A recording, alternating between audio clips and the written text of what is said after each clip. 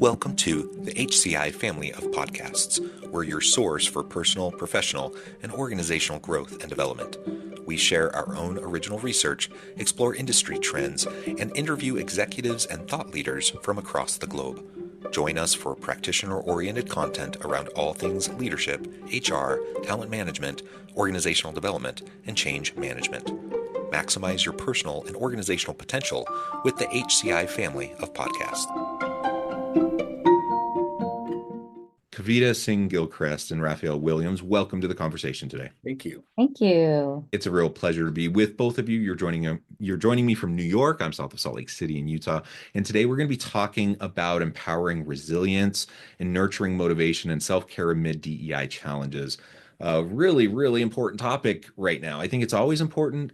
These last several years in particular have been volatile, and this dialogue has been increasingly challenging, I suppose, but particularly at this very moment in time, the social and political context is challenging, shall we say, to say the least. And we need to continue to have these conversations, even though, it's probably more politically charged than it's ever been, to try to have these kind of conversations, which, by the way, I find incredibly sad, because in my mind, there's nothing about any of this that should be politically charged. I feel like this conversation is about human dignity, treating people with respect. I think everyone wants to feel valued. Everyone wants to feel needed, wanted, having the opportunity to contribute in meaningful ways.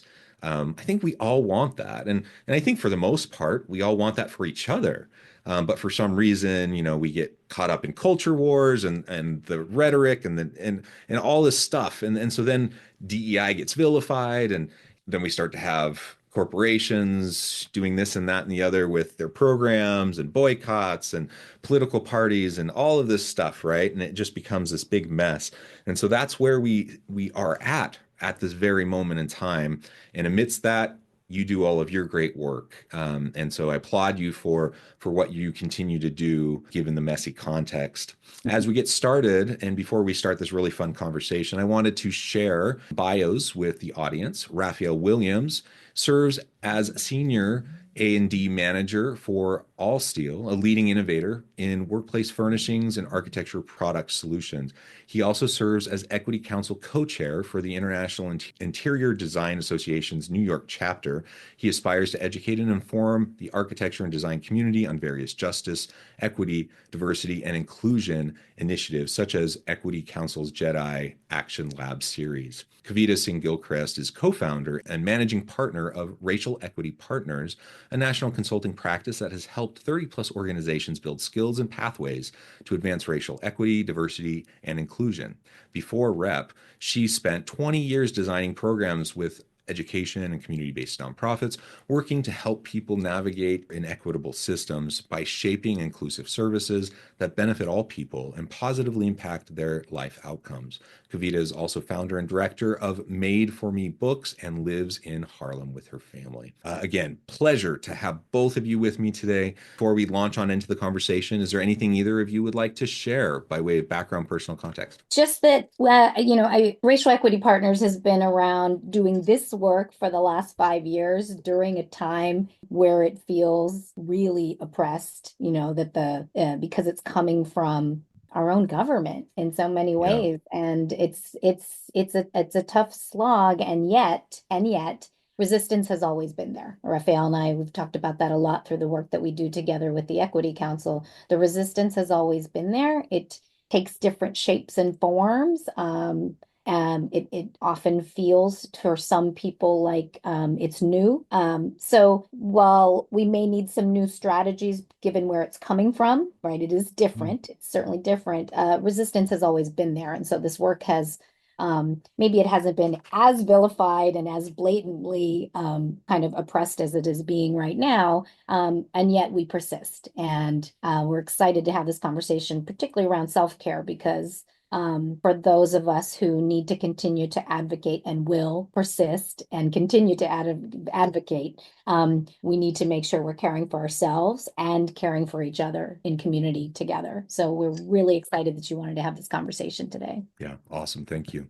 Interestingly enough, the Equity Council was founded in 2020, probably around the same time that Racial Equity Partners was developed, and the founding members of Equity Council, connected with Kavita and her team to help us imagine what racial equity and partnership meant within IIDA. And so when we think about the work that we're doing, we're really centering around creating just and equitable workspaces in the design industry. And you started the conversation, Dr. Westover, around talking about being vilified. As creatives, as designers, when we think about space, we look at it through the lens of if we do something exceptional for the whole, the greater good, those singled out communities will that we're focusing on now will also benefit. So just thinking about the best practice is just to do something exceptional for everybody, then we really would need to be having these conversations because good design is good as great design, you know? And so doing the next right thing is we hope inherent in everyone's DNA, but apparently doing the next right thing is not what the next equitable right thing is not what everyone wants to focus on. So I too am glad that we're having this conversation so that we can get to as many voices and people around the country. So thank you for having me. Yeah, yeah, thank you. And I'll just be open. My audience knows I'm a straight cisgender white dude. I have all the layers of privilege. But I want to be an ally. I want to be an advocate for this work.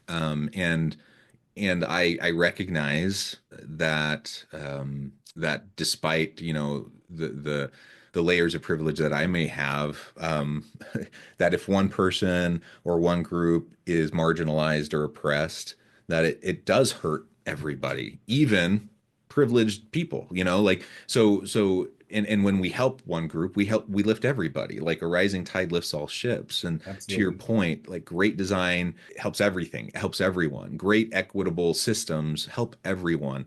And that's the part of this conversation when it gets, culture war politicized.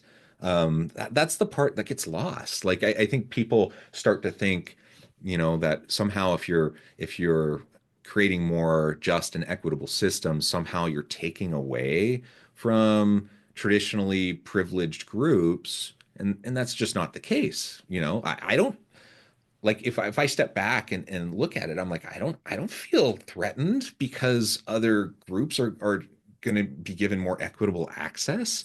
But I know other straight cisgender white dudes feel threatened, and that's part of the problem. But I think a lot of it is the rhetoric around Mm, it, not the reality. It's just the rhetoric, and Yeah, so we need to like break through the rhetoric, yeah, and the politicalization of it, and the culture wars, so that we can get to actual functional, productive dialogue, so we can move towards something that actually truly will benefit everybody. Like I will be better off if all of you and everyone, all groups are better off. I will have a more enjoyable life, higher level standard of living. I will have greater opportunity if everyone around me has greater opportunity. That's just a fact. yeah. And so it's sad, when I see others that just have this, like, I guess it's a fixed pie mentality, that they just think that they have to capture as much, of the pie as possible, and that means others have to have, as little as possible. Yeah, there's that's right, John. It's sad and it's painful to hear because we have these like it's not as if we this is a new discussion. It isn't pie. The world isn't like that. As if there's only a certain amount of seats or a certain amount of resources to go mm, around. We live in the United States of America. There are plenty of resources here. We know it's about will and to get those resources to where they need. I think the best example that actually kind of connects, the design conversation to the equity conversation is the accessibility movement, right? And Hmm. you've probably seen articles about this where they talk about the curb cut. And when the curb cut was invented to, create a cut in the curb so that someone who moves with a wheelchair could properly navigate the streets, it ended up becoming a useful design that helped all kinds of folks navigate the streets better. So people who have strollers, people with their bikes, Right. anything with wheels, right? It ended up creating it so it was designed for a group that wasn't able to navigate the streets equitably, right? And so while the design was targeted, it ended up being for the greater good, right? And so everyone ends up using that curb cut. So it's like one of the best examples of trying to explain. You try to use analogies and parallels to folks, the naysayers, to say what is it that to try to give them, a better understanding of why this is. The other thing is when someone says I'm anti-DEI or whatever words they choose to put in there, asking them, just kind of putting it back in their lap to say, well, let's talk about what you are you against diversity? Diversity means, and then sharing. It's race, it's gender, it's ethnicity, it's life experience, it's Yeah. educational background, all these things, right? You're against having all of these different kinds and trying to get them into a conversation to really break down, because we know it's an acronym that has a lot in it. It's not one thing. Because to your point, there's a lot of rhetoric, and I think there's just a lot of negative actors that have taken such positive work.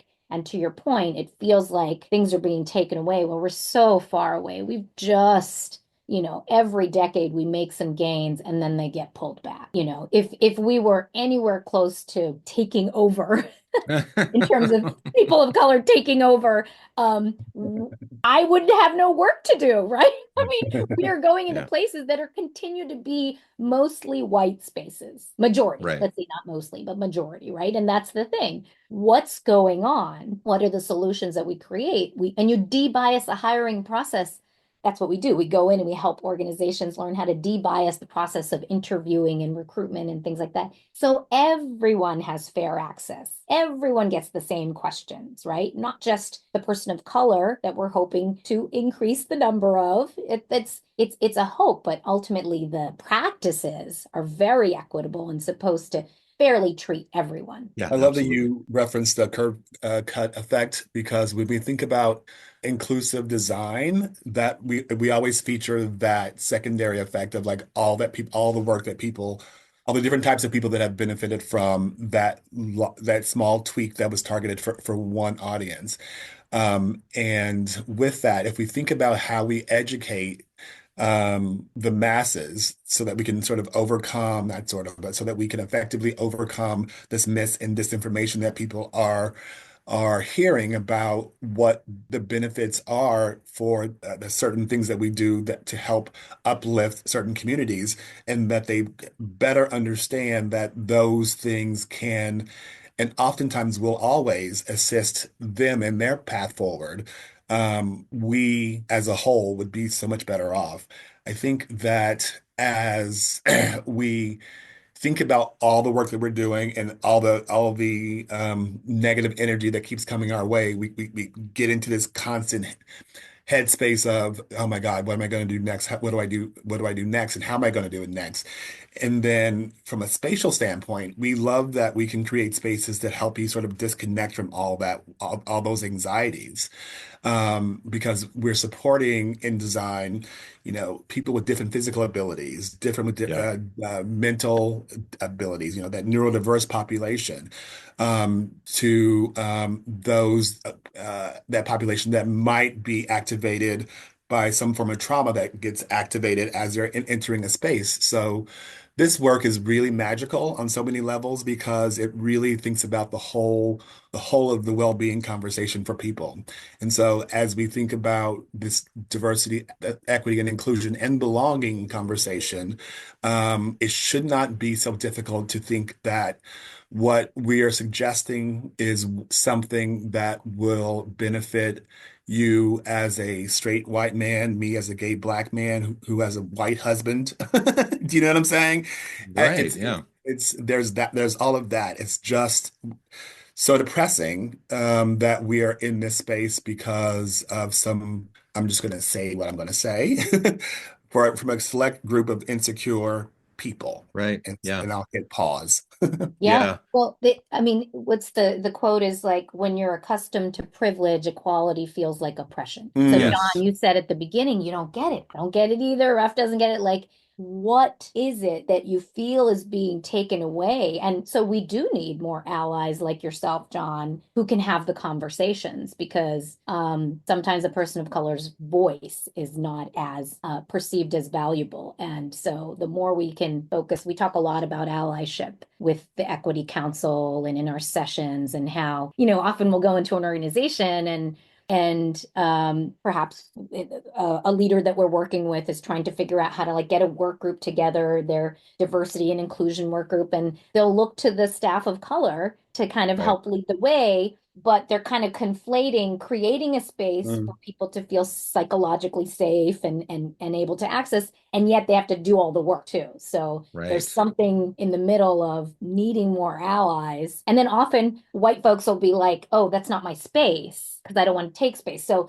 kind of helping folks navigate that is what we do and what the council does, where it's like, we need everybody. We need everybody. And if anything, these groups are not trying to be exclusive. They're Yeah. actually trying to be inclusive spaces where you can have those challenging conversations. Yeah, yeah. And you started to touch on really where I want to take the rest of this conversation around self-care. I have to admit, so I was mentioning in the pre-interview we were just chatting, you're in New York. I imagine these conversations are difficult anywhere, and New York's a fairly progressive state. You're a blue state. I'm in a very red state. I'm in one of the reddest of red states. And these conversations are, DEI is completely under attack. Higher education is under attack. Like we're one of those states where this is like it's like almost full on war over these topics. And it's kind of nuts. And so I have to admit, like I feel like daily, I feel the weight, the burden, the exhaustion of it. And I figure if I feel that as a white guy, how do others feel? Like how do people from these other marginalized groups and populations feel who live here?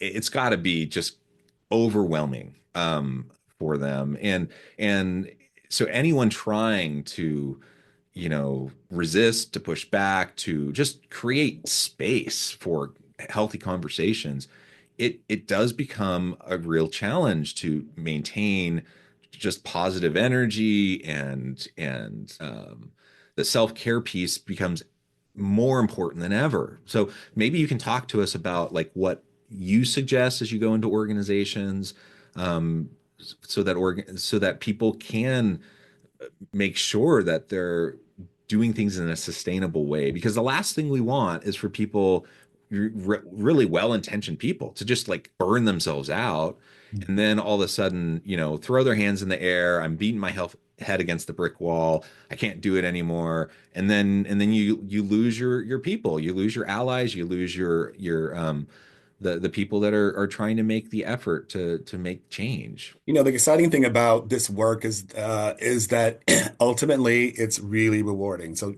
getting involved with JEDI work for me was always something that I thought and felt deep in my soul was going to be something that I really wanted to be a part of, which is why I'm the co-chair, excuse me, of the Equity Council. But one of the things that I started prioritizing for myself, especially coming into 2025, was self-care as a strategy. Because if I'm not fully present and if I can't stay centered, then there's a problem. There's a problem with my motivations. There's a problem with the way that I execute the Yeah. work that I know that I need to do. So I really like to hone in on like five key things. The first key thing for me, I'd like to share with those of us around, especially in the Equity Council. Think about setting boundaries and protecting your energy. If you think Yeah. about being intentional about that and how you want to engage so that you don't get sucked into the swirl of everything else, I think that's important. Also having a really strong support team. Ultimately, who you surround yourselves with, allies and mentors, however, you want to build that support group, it's going to be important for you to stay in your lane and in your center. Also thinking about practicing restorative reflection. I think that's really one of those key things where we really want to take time to process the emotions that we're going through and the different kinds of experiences that we may have had with regard to this type of work. And something that's really important, the fourth thing I like to talk about is like celebrating the small wins. Not everything has to be Hmm. gigantic, not everything has to be overly exceptional, but just being able to say, I'm chipping away at this, and this small win is going to keep me moving forward. I love that idea because whatever can help us keep putting one foot in front of the other is what can help keep driving us in a world or in a society where people are always trying to tamp out your flame. And so the final thing I'd like to suggest is like thinking about engaging in joy and then rest, right? I I think like that's really that. Yeah. important. Resistance and change it requires some level of resilience. And so keeping that sense of making space for certain activities and that bring you joy, being able to reinforce your own sense of purpose and allowing yourself to recharge fully, those are the things that I like to think about when I think about self-care. How do you prioritize it? I think all five of those are excellent. I totally agree. I think we should be doing those. I have to admit, like I struggle personally with just prioritizing self-care, like prioritizing those types of elements. I have to admit, I like often feel guilty about it. Um, I just like there's so much work to be done. There's so much need. I have so much privilege. Like so many other people like have it so good, and so many people have so much need, and like I need to be doing more. And like I constantly I have that kind of running through my head, and it's hard for me to say, okay, no, I'm taking a break. I'm going to step back. I need to pause.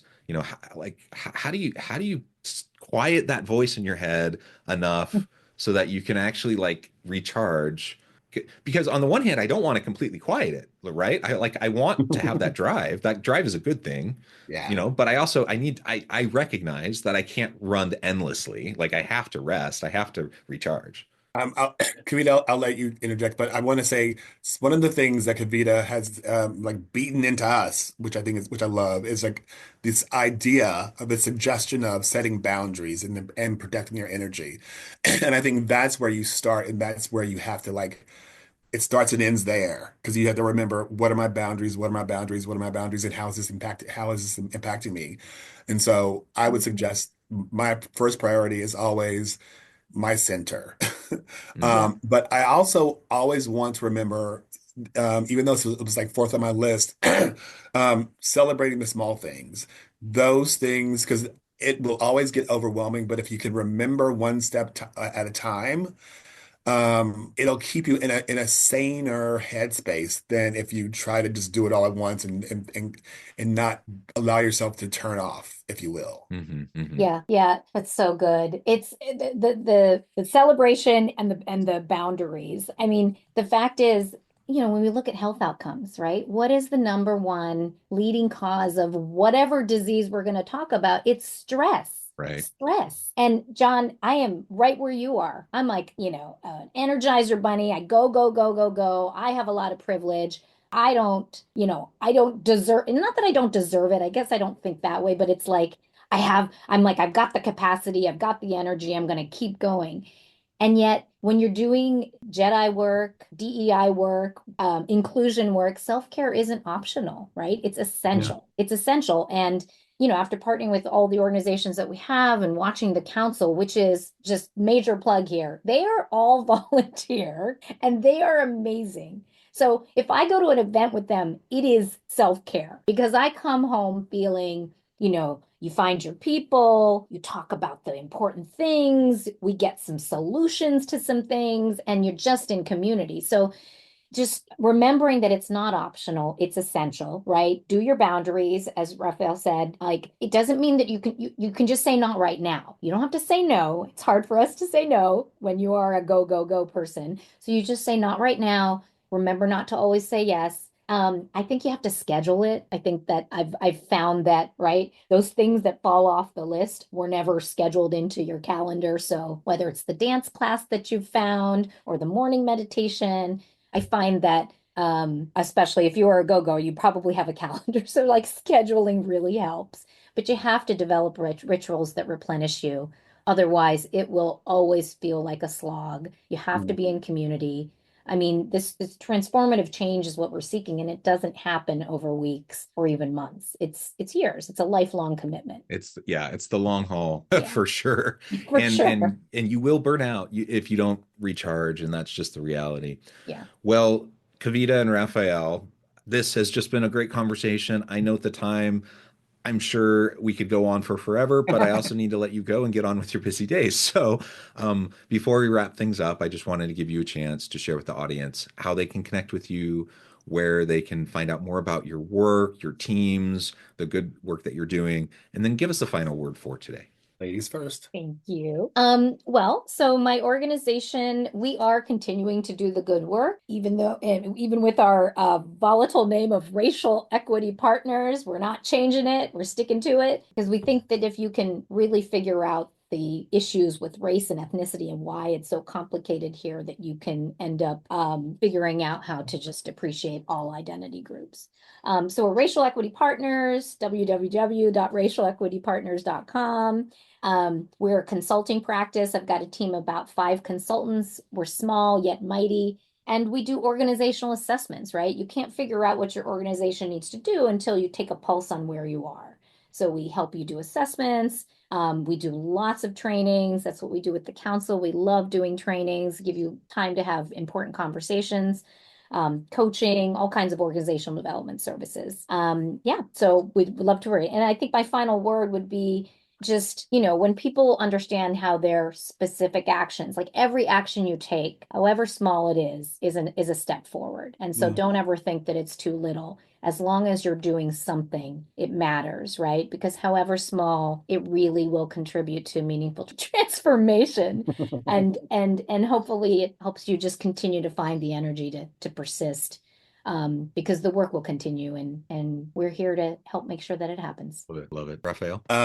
Equity Council. I'm Raphael Williams, co-chair of the Equity Council, and you can find me or reach out to me if you have any questions about the work that we're doing. We were founded in 2020, as I mentioned, to foster a stronger accountability towards creating more just environments and equitable workplaces. And so we work a lot with architects and designers and their clients to create environments that really celebrate this diversity, equity, and inclusion, justice, equity, diversity, and inclusion, and belonging, all the things in the workplace, because the built environment is really one of the most important things that we talk about. So that because we're always in one, right? And being able to create spaces that feel like you belong there is really important. You can reach me at Equity Council. That's all one word, Equity Council at IIDA New York, NY, IIDANY.org, and ask me any questions. One of the things that I really want to leave everyone with is like self-care is a foundational element when we think about workplace in the community of equity.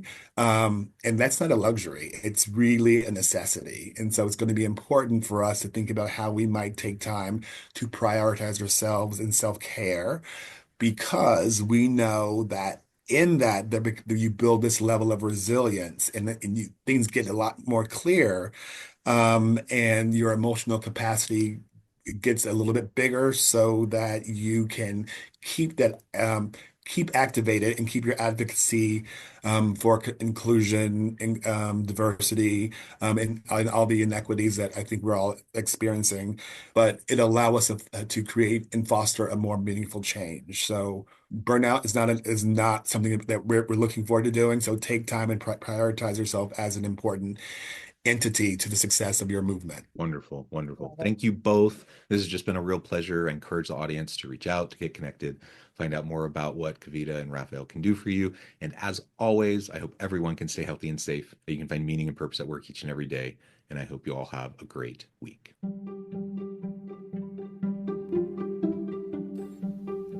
Thanks for joining us for this episode of the podcast. We hope you stay healthy and safe, and please join us again soon.